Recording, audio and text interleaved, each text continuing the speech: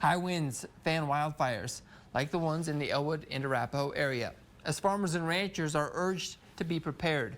As Steve White reports, these fires pose unique challenges, miles from town and with livestock to care for.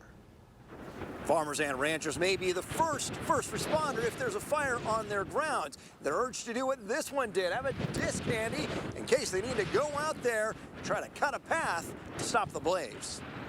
It doesn't take long for fires to get out of control. Cicely Wardine's dad found that out at harvest a few years back. We actually had a spark 2 years ago get a corner of our cornfield, and my dad luckily had the disc hooked up and he was able to get out there right away.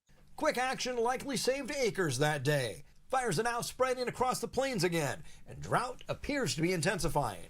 And will more than likely be growing within the next couple weeks unless we get precipitation. Producers have literally had to cut fences to allow their cattle to get away from the onrushing fires. The Nebraska Cattlemen Association says conditions are about as bad as can be. Drought has spread to 99% of Nebraska. Winds are high, rainfall is low. Conditions will likely trigger federal assistance, plus the state has a hay hotline to connect ranchers. But cattlemen say test that hay to ensure it's high quality and doesn't cause more problems. And be open to accepting the same help the beef state has shown its neighbors. And Nebraskans have given more money to those states to support their efforts. And it's time now that we as Nebraskans recognize anybody that's experienced devastation from fires to help one another, because that's right now what we need to get these folks through and get back on their feet.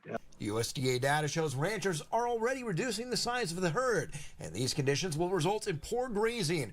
After 2 pandemic years and flooding before that, the challenges continue to mount for Nebraska ranchers. It's time to be prepared. It's time to help each other. And more importantly, it's time to pray for rain.